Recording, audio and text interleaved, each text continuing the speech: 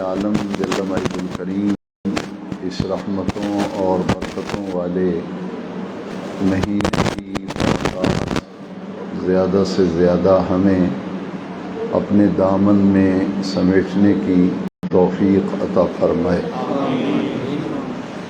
آج تراویح میں پڑھی گئی قرآن مجید کی منزل کے چند منتخب مقامات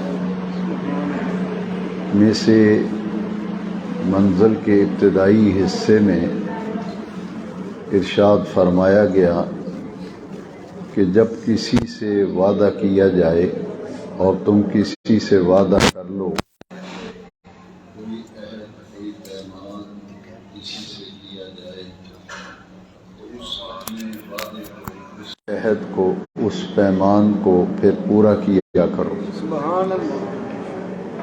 کیونکہ جب آدمی کسی سے کوئی عہد کرتا ہے، کوئی وعدہ کرتا ہے، کوئی پیمان کسی سے طے کرتا ہے تو اس کے بارے میں بھی قیامت کے دن پوچھا جائے گا۔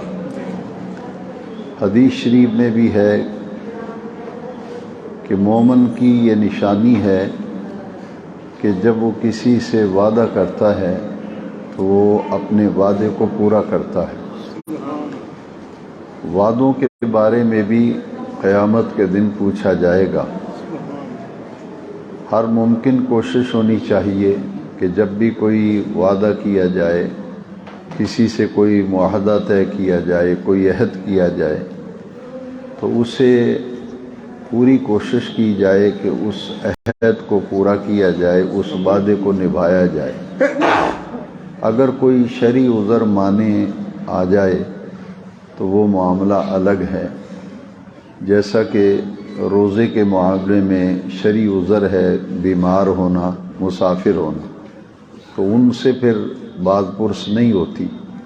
اسی طرح جب کسی سے کوئی وعدہ کیا جاتا ہے، عہد کیا جاتا ہے، پیمان کیا جاتا ہے تو اسے ہر صورت میں نبھانا چاہیے، اسے پائے تکمیل تک پہنچانا چاہیے، اس وعدے کو پورا کرنا چاہیے۔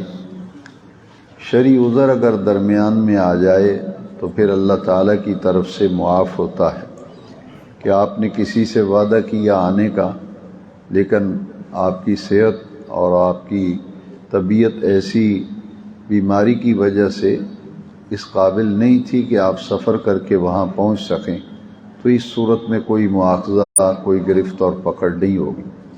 لیکن کوئی عذر شرعی مانے نہ ہو، درمیان میں کوئی عذر بھی نہ ہو تو آدمی جان بوجھ کر وعدے کو پورا نہ کرے، عہد کو نبھائے نہیں تو وہ قابل گرفت بھی ہے، اس کی باز پرس بھی کی جائے گی۔ آج کی منزل میں اس کے بعد صبر کے حوالے سے صابرین کے لیے رب ذوالجلال نے جو بہت بڑی ایک نعمت اور بہت بڑا ایک انعام رکھا ہے، وہ یہ ہے کہ صابرین جب جنت میں داخل ہوں گے تو داخلے کے وقت انہیں ملائکہ اور فرشتے جو ہیں وہ سلامی دیں گے۔ آپ دیکھتے ہیں کہ بیرون ملک سے کسی ملک کا کوئی سربراہ پاکستان میں آتا ہے یا کوئی بڑی شخصیت، کوئی قداور شخصیت مہمان بن کے اگر کسی بھی ملک میں جاتے ہیں تو انہیں پھر سلامی دی جاتی ہے، ایک چبوترے پہ انہیں کھڑا کیا جاتا ہے اور سامنے سے فوجی دستے سلامی دیتے ہوئے گزرتے ہیں۔ صابرین کا اللہ کی بارگاہ میں اتنا بڑا مقام ہے جو صبر کرنے والے ہیں۔ جب یہ جنت میں داخل ہوں گے تو جنت کے دروازے پر دونوں طرف ملائکہ کھڑے ہوں گے، فرشتوں کی جماعتیں صف بستہ ہو کر قطاروں میں دونوں طرف کھڑے ہو جائیں گے اور درمیان میں سے وہ لوگ گزریں گے جنہیں دکھ، تکلیفیں، بیماریاں، پریشانیاں، اذیتیں آتی رہیں زندگی میں، لیکن ان میں وہ کمال درجے کا صبر کرتے رہے۔ وہ صابرین جب جنت میں داخل ہوں گے تو درمیان میں سے صابرین گزر رہے ہوں گے اور دائیں اور بائیں ملائکہ کی جماعتیں صف بستہ کھڑے ہو کر انہیں سلامی دیں گی۔ سلامی کے وہ الفاظ جو ملائکہ کی زبانوں پہ جاری ہوں گے وہ آج کی تراویح میں منزل میں ہم نے سننے کا شرف حاصل کیا۔ ملائکہ کن لفظوں سے سلامی دیں گے؟ قرآن مجید میں وہ لفظ آئے اور آج ہم نے تراویح میں ان کی سماعت کی سعادت بھی حاصل کی۔ ملائکہ کہیں گے سلام علیکم بما صبرتم فنعم عقبی الدار، تم پر سلامتیاں ہوں، تم پر سلام ہو، اس وجہ سے سلام ہو، سلامتی ہو، بما صبرتم، جو تم نے دنیا میں مصائب و آلام پر، دکھ درد تکالیف پر، پریشانیوں پر، بیماریوں پر اور ہر قسم کی تنگی اور دشواری کے آنے پر تم نے صبر کا دامن نہیں چھوڑا تھا، صبر کے ساتھ وابستہ رہے، خود صبر کرتے رہے۔ لہذا آج اللہ کریم کی طرف سے یہ انعام اور اعزاز دیا جا رہا ہے کہ تمہیں فرشتے سلامی دے رہے ہیں، تمہیں جنت میں داخل کیا جا رہا ہے، اور ان لفظوں سے سلامی دی جائے گی سلام علیکم بما صبرتم فنعم عقبی الدار، کہ اللہ کریم نے تمہارا آخرت کا گھر بہت ہی اچھا بنایا ہے۔ نعم عقبی الدار، آخرت کا تمہارا گھر جو ہے، ٹھکانہ جو ہے، جہاں تم جنت میں قیام کرو گے، وہ جگہ، وہ گھر اللہ کریم نے تمہارے لیے بہت ہی عرفہ اور بہت ہی اعلیٰ بنایا ہے۔ تو یہ اعزاز ان لوگوں کو ملے گا جو صابرین ہوں گے۔ قرآن مجید میں صبر کے حوالے سے کئی مقامات پر آیات گزری ہیں، ان اللہ مع الصابرین، کہ بلا شبہ اللہ تبارک و تعالی صبر کرنے والوں کے ساتھ ہے۔ اور پھر اللہ کریم نے سورہ بقرہ میں فرمایا فبشر الصابرین، خوشخبری اور بشارت ہو ان لوگوں کے لیے جو صبر کرنے والے ہیں۔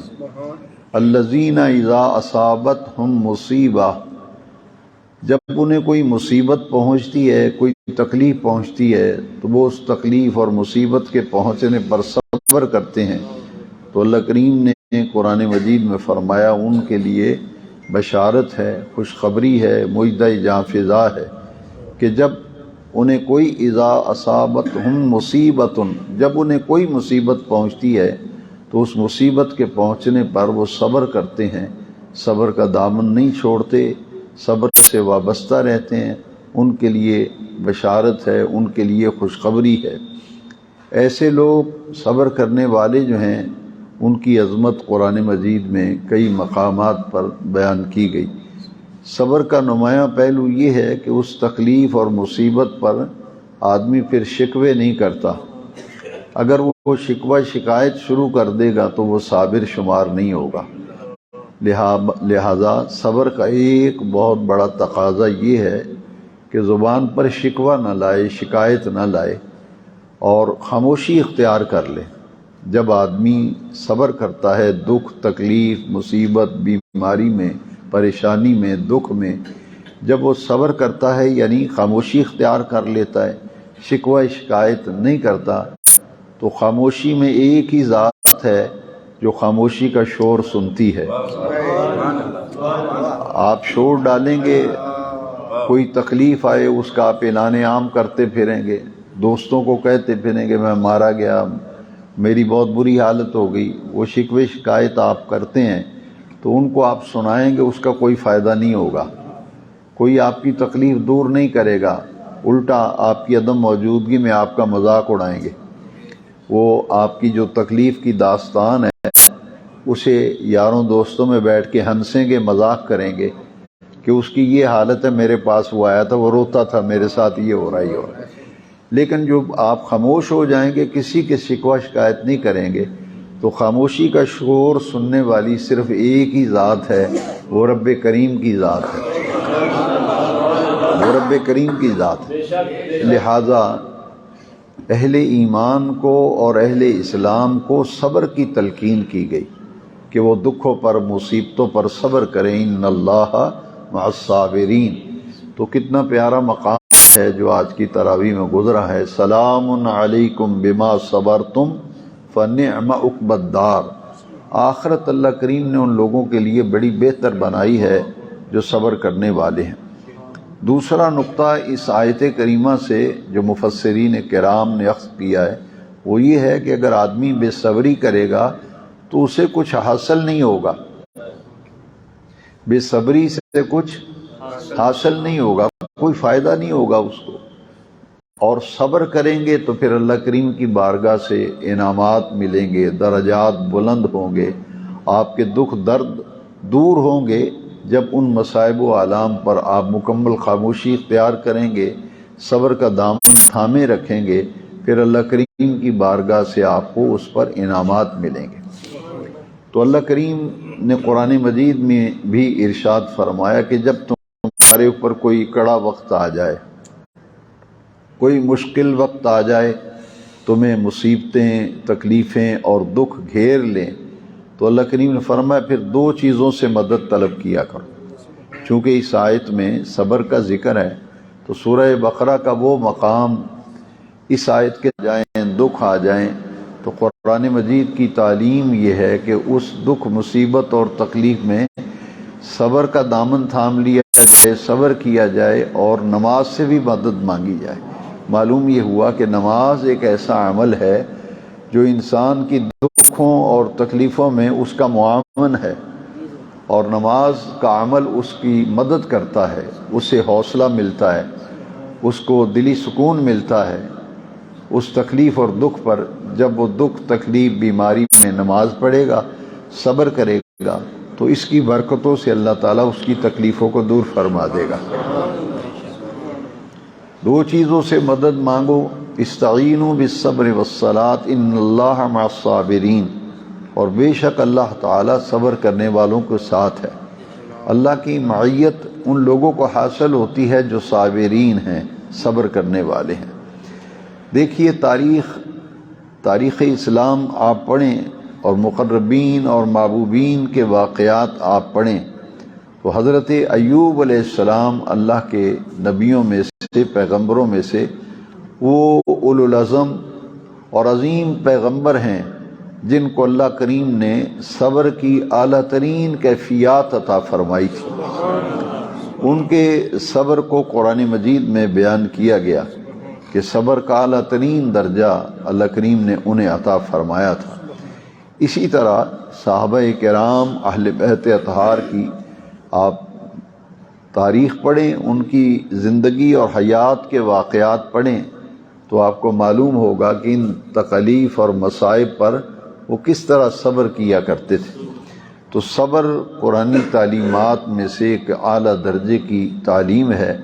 ہمیں بھی چاہیے کہ ہم اپنا حوصلہ بلند رکھا کریں اور بلند ہمت بن کر تمام تکالیف، مصائب و آلام اور بیماریوں وغیرہ میں ہمیں ہمیشہ صبر کے راستے پر گامزن رہنا چاہیے، صبر کا دامن تھامے رکھنا چاہیے۔ اللہ کریم سے ہمیں کوئی کتاب اس درجے میں محفوظ نہیں ہے جس درجے میں قرآن مجید محفوظ ہے۔ کی بنیادی وجہ آج کی تراویح میں وہ آیات مقدسہ وَإِنَّا لَهُ لَحَافِظُونَ، ہم نے اس ذکر کو یعنی قرآن مجید کو نازل کیا ہے اور ہم ہی اس قرآن مجید کی حفاظت کریں گے۔ آسمانی کتاب اس کی حفاظت کا ذمہ خود اللہ کریم نے اپنے اوپر لیا ہے کہ ہم نے ہی قرآن نازل کیا اور ہم ہی اس کی حفاظت کریں گے۔ اور اس کی حفاظت کا یہ نمایاں پہلو یہ ہے کہ جس صورت میں قرآن مجید لوح محفوظ پہ تھا اور جس حیت میں، صورت میں قرآن مجید حضور کے قلب انور و اطہر پر نازل ہوا تھا، آج قرآن مجید اسی کیفیت میں مسلمانوں کے پاس موجود ہے۔ اتنے عقائد اور اتنے نظریات، مختلف عقائد، مختلف نظریات ہیں، لیکن جب بھی آپ کسی سے قرآن مجید کا نسخہ لیں گے تو آپ کو من و عن، الف سے لے کے یہ تک مکمل قرآن مجید جو ہے وہ آپ کو ایک جگہ وہی الفاظ وہی ترتیب ہر جگہ نظر آئے گی، کیونکہ اس کی حفاظت کا ذمہ اللہ تبارک و تعالیٰ نے لیا ہے، اور کسی آسمانی کتاب و صحیفے کا ذمہ اللہ کریم نے نہیں لیا۔ اسی لیے تورات ہے، زبور ہے، انجیل ہے، تمام آسمانی کتابوں میں تحریف کر دی گئی ہے۔ آپ دیکھیں کہ آپ کو کسی ایک جگہ انجیل ایک نہیں ملے گی، آپ انجیل لینے جائیں گے تو آپ سے پوچھیں گے کہ آپ نے کون سی انجیل لینی ہے۔ حضرت عیسیٰ علیہ السلام کے جو صحابی تھے انہیں حواری قرآن مجید میں حواری کا ٹائٹل دیا گیا کہ عیسیٰ علیہ السلام کے صحابہ کے لیے حواری کا لفظ قرآن مجید میں آیا ہے۔ تو حضرت عیسیٰ علیہ السلام کے 4 جو حواری تھے، مقرب تھے، یوحنا، لوقا، متی اور برنباس، یہ حضرت عیسیٰ علیہ السلام کے حواری ہیں۔ آج اگر آپ لینے جائیں انجیل تو وہ پوچھیں گے آپ لوقا کی انجیل لیں گے، متی کی انجیل لیں گے، یوحنا کی لیں گے، برنباس کی لیں گے، لیکن کوئی آپ سے نہیں پوچھے گا۔ جب بھی آپ کہیں گے یار قرآن مجید لینا ہے، کسی بھی بک اسٹال پہ چلے جائیں، کسی مکتبے پہ چلے جائیں، کسی کتب خانے پہ چلے جائیں، کسی بک اسٹور پہ چلے جائیں، آپ کہیں قرآن مجید لینا ہے تو کوئی آپ سے نہیں پوچھے گا کون سا قرآن شریف لینا ہے، وہ قرآن مجید ایک ہی آپ کو ملے گا، جہاں سے مرضی لے لیں۔ تو یہ قرآن مجید کا یہ ایک انفرادی اللہ کریم نے اہل ایمان کے لیے بہت بڑا ایک سرمایہ ہے قرآن مجید۔ بل ہوا قرآن مجید فی لوح محفوظ، یہ لوح محفوظ میں قرآن جو تھا وہی قرآن جو ہے آج مسجد کی الماری میں ہے، وہی قرآن جو ہے مسلمان کے گھر میں ہے۔ تو اس کی حفاظت کا ذمہ اللہ کریم نے لیا ہے۔ انا نحن نزلنا الذکر وَإِنَّا لَهُ لَحَافِظُونَ۔ اب حفاظت کا ذمہ اللہ کریم نے لیا ہے، لیکن اس کی حفاظت کا اللہ کریم نے انتظام اور بندوبست کیسے فرمایا؟ وہ خوش نصیب حضور کی امت کے لوگ جن کو قرآن مجید حفظ کرنے کی سعادت و نعمت ملی ہے۔ کسی کتاب کا کوئی حافظ آپ کو دنیا میں ملے گا ہی نہیں، کوئی تورات کا حافظ نہیں، کوئی انجیل کا حافظ نہیں، کوئی زبور کا حافظ نہیں ملے گا، کسی اور کتاب کا حافظ نہیں ملے گا۔ حافظ ملیں گے تو صرف قرآن مجید کے ملیں گے۔ حفاظت کا ذمہ رب ذوالجلال نے اٹھایا اور پھر حفاظت کے لیے حضور کی امت کے لوگوں کو منتخب کر لیا۔ پوری دنیا میں اگر خدا نخواستہ پوری دنیا میں اگر قرآن مجید کے نسخے مفقود ہو جائیں کہ قرآن مجید میں کہیں بھی کوئی نسخہ نہ ملے قرآن مجید کا، تو آدمی پھر پریشان نہیں ہوتا، اس لیے کہ اگر پوری دنیا میں ایک نسخہ بھی میسر نہیں ہے تو قرآن مجید جس بچے نے 8 سال 9 سال کی عمر میں حفظ کیا ہے، وہ 8 9 10 سال کا بچہ آپ مسجد میں بٹھا لیں اور کاغذ قلم لے کے بیٹھ جائیں، وہ الف سے یا تک پورا قرآن آپ کو لکھوا دے گا، پورا قرآن لکھوا دے گا۔ اس میں زبر زیر اور پیش کا بھی کوئی ادھر ادھر نہیں معاملہ ہوگا۔ تو یہ ہے کہ وہ خوش نصیب لوگ ہیں جنہیں اللہ کریم نے حفظ کی نعمت اور حفظ قرآن کی دولت سے مالا مال کیا ہے۔ حفاظت کا ذمہ حضور کی امت کے سپرد کر دیا گیا کہ تم اس سعادت کو اپنے سینے میں سمیٹ لو قرآن مجید کو۔ تو حافظ قرآن جو ہوتا ہے قرآن اس کے سینے میں محفوظ ہوتا ہے۔ حافظ قرآن کا درجہ بہت بلند ہے، لیکن ہر حافظ کا یہ معاملہ نہیں ہے۔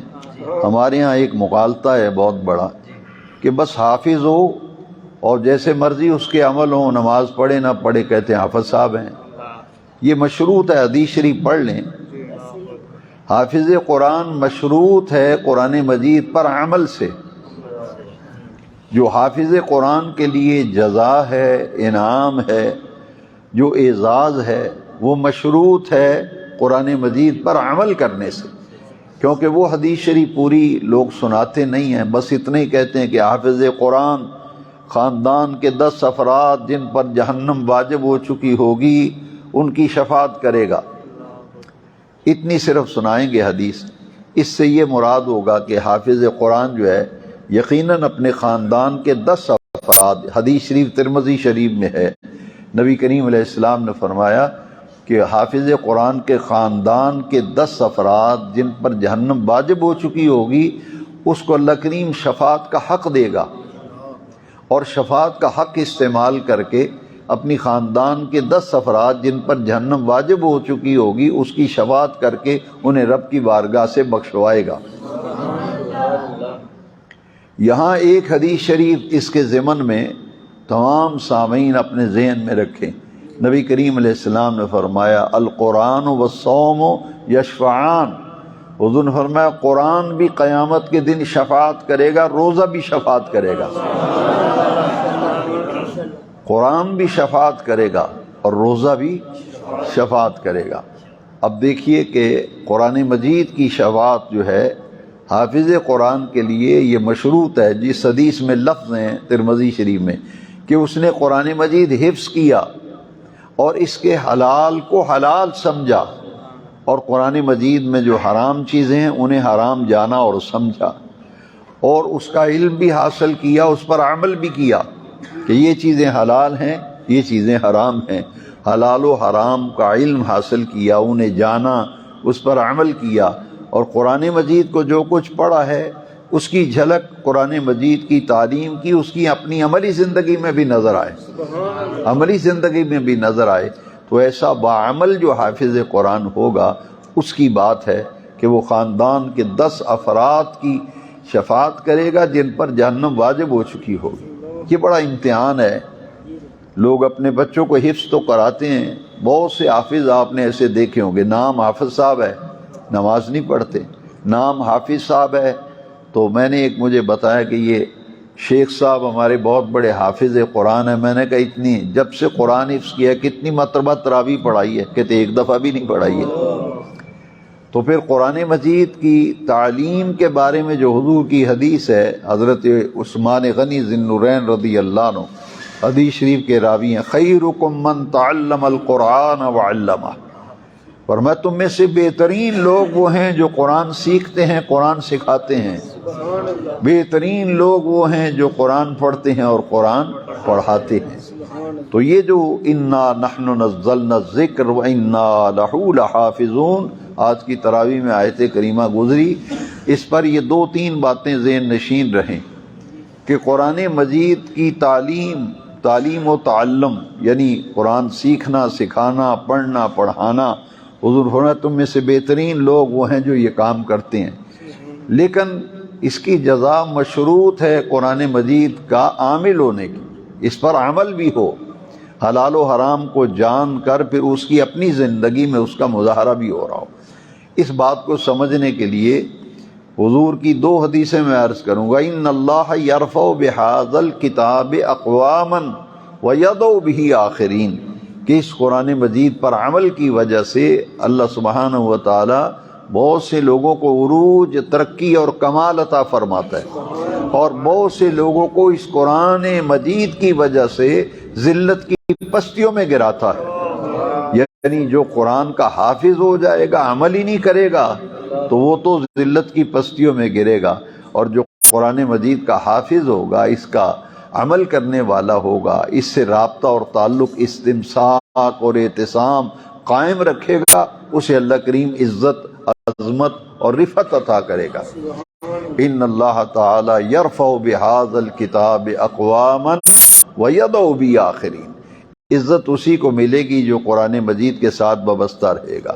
وہ زمانے میں معزز سے مسلمان ہو کر، ہم خار ہوئے تارک قرآن ہو کر. اقبال کا ایک شعر مجھے بہت اس حوالے سے بڑا ہی دل کو اچھا لگتا ہے. قرآن مجید کے حوالے سے اقبال نے کہا ہے کہ گر تو میں خواہی مسلمان زیستن، فارسی کا شعر ہے، گر تو میں خواہی مسلمان زیستن نیست ممکن جز بقرآن زیستن. اگر تو مسلمان بن کے زندگی گزارنا چاہتا ہے تو یہ ممکن ہی نہیں کہ تم قرآن مجید کے بغیر مسلمان بن کے زندگی گزار سکو. گر تمہیں خواہی مسلمان زیستن نیست ممکن جز بقرآن زیستن. یہ قرآن مجید کے ساتھ وابستہ ہو جائے گا۔ اس لیے نبی کریم علیہ السلام کا جب وصال کا وقت قریب آیا تھا تو حضور نے جو خطبہ ارشاد فرمایا تھا غدیر خم کے موقع پر، تو حضور نے کیا فرمایا تھا؟ فرمایا تم میں دو چیزیں چھوڑ کے جا رہا ہوں، تم میں دو چیزیں چھوڑ کے جا رہا ہوں، جب تک تم ان سے وابستہ رہو گے، ان سے استمساک اور اعتصام تمہارا قائم رہے گا، لن تدلوا بعدی، میرے بعد کبھی بھی گمراہ نہیں ہوگے، کبھی بھی گمراہ نہیں ہوگے۔ دو چیزیں چھوڑ کے جا رہا ہوں، ایک کیا؟ کتاب اللہ وہی طرح تھی، ایک اللہ کا قرآن کتاب اللہ، اور دوسرا میرے اہل بیت، میری اطرت۔ دو چیزیں تم چھوڑ کے جا رہا ہوں، جب تک ان کے ساتھ تم وابستہ رہو گے، لن تدلوا بعدی۔ لہذا قرآن مجید کا یہ پہلو جو ہے یہ ہم سے بڑی نظروں سے اوجھل ہو گیا کہ جب کہ قرآن مجید خود بتاتا ہے کہ یہ کتاب ہدایت ہے، قرآن مجید کی کتاب ہدایت ہے، حق اور باطل میں امتیاز کرنے والی کتاب ہے، یہ حق اور باطل میں امتیاز کرنے والی کتاب ہے۔ پھر یہ ایمان والوں کے لیے شفا بھی ہے، ایمان والوں کے لیے رحمت بھی ہے۔ حفاظت کے لیے اللہ کریم نے چنا ہے 8 10 سال کے 11 12 سال کے بچے جو ہیں وہ قرآن مجید کے حافظ ہیں۔ آپ دیکھیے ہماری مسجد میں جو اس دفعہ سامع حافظ قرآن صاحب آئے ہیں لاہور سے، قاری صاحب منزل سناتے ہیں اور ان کی عمر دیکھ لیں بہت کم ہے، وہ پیچھے کھڑے ہوتے ہیں اور قرآن مجید میں یہ قرآن مجید کا اعجاز ہے، پڑھنے والے کو جو مشابہ لگتا ہے نا، یہ قرآن مجید کا معجزہ ہے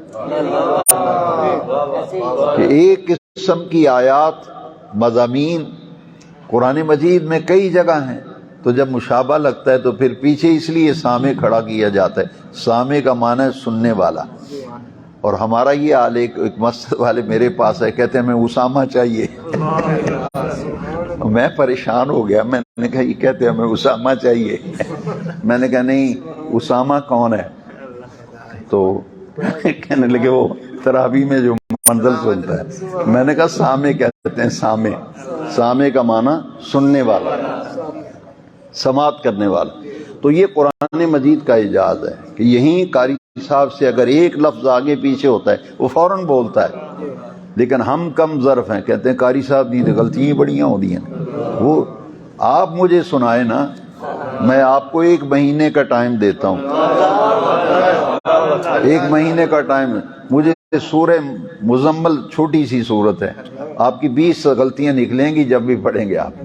یہ قرآن مجید کا اعجاز ہے، یعنی قرآن مجید کا یہ نور ہے کہ اللہ کریم نے اس کی حفاظت کے لیے کیسا کیسا انتظام کیا ہے کہ اگر کوئی آدمی منزل پڑھتا ہے تو پھر اگر کہیں بھی کوئی مشابہ لگتا ہے تو پیچھے حافظ کی سامع کی ذمہ داری ہے، وہ بتاتا ہے۔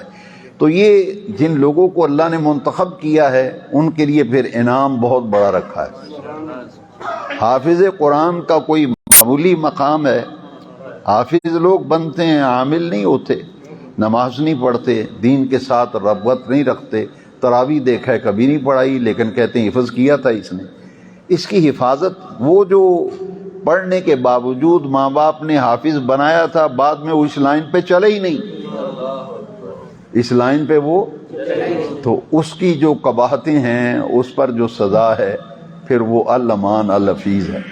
اس لیے بہت بڑی ذمہ داری ہے حافظ بننا، بچے کو حافظ بنانا، پھر اس کو اس کے ساتھ وابستہ رکھنا۔ یہ پھر والدین کی بھی ذمہ داری ہے، حفظ کرنے والی کی بھی ذمہ داری۔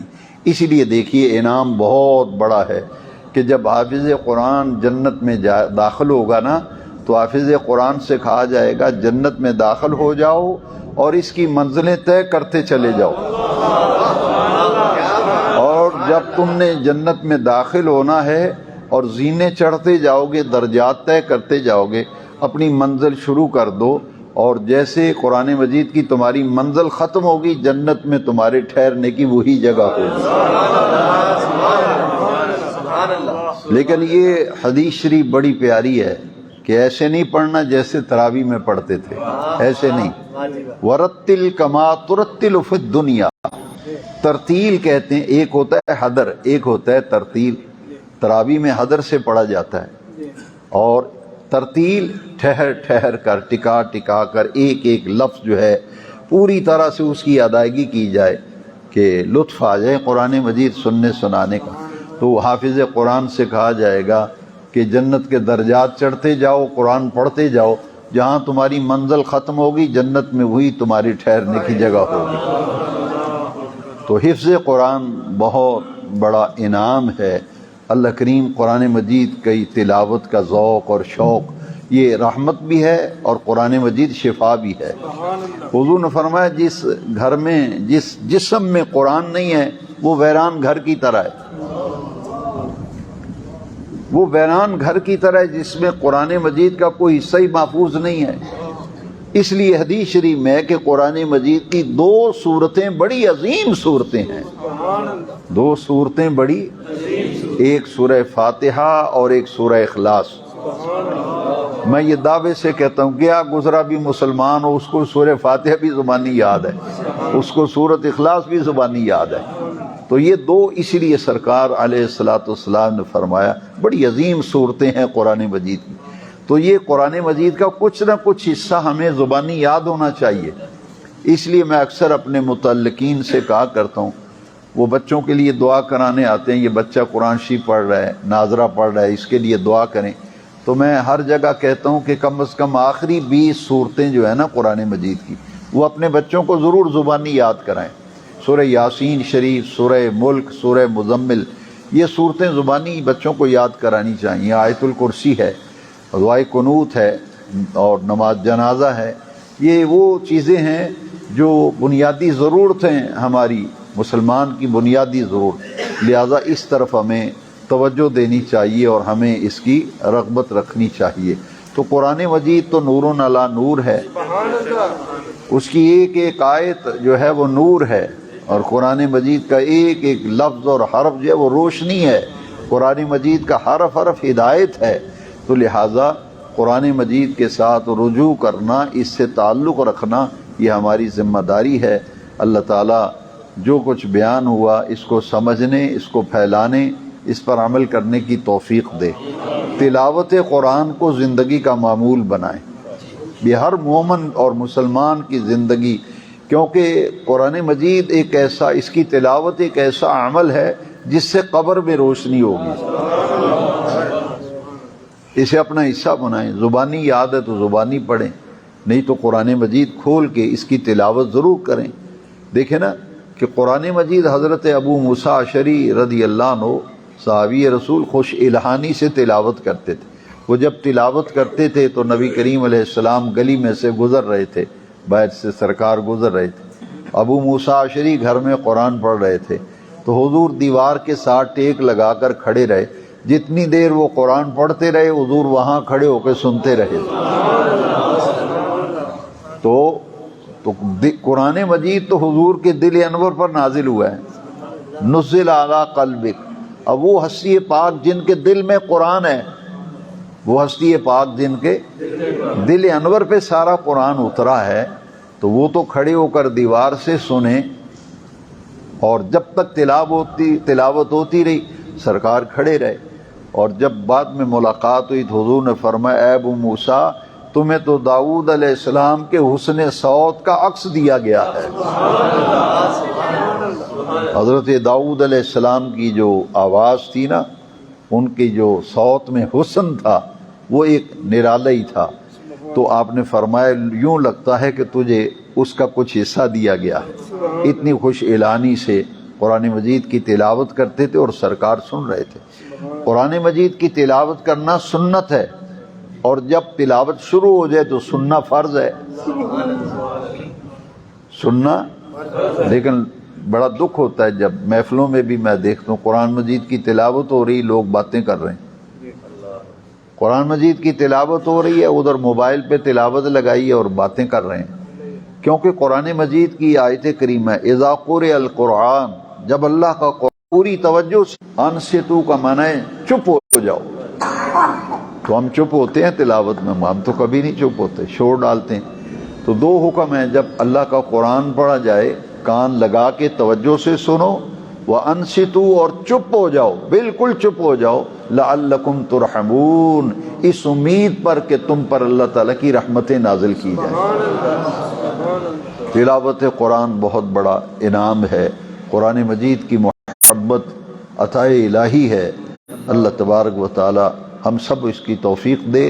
حضرت ابراہیم خلیل اللہ علیہ السلام نے جو حضرت اسماعیل کو اور حضرت ہاجرہ کو مکہ شریف میں چھوڑا تھا، تو مکہ مکرمہ ایک صحرا تھا، بالکل پہاڑیوں کے درمیان ایک جگہ تھی، نہ کوئی آبادی، نہ کوئی درخت، نہ بستی، کسی چیز کا نام و نشان نہیں تھا۔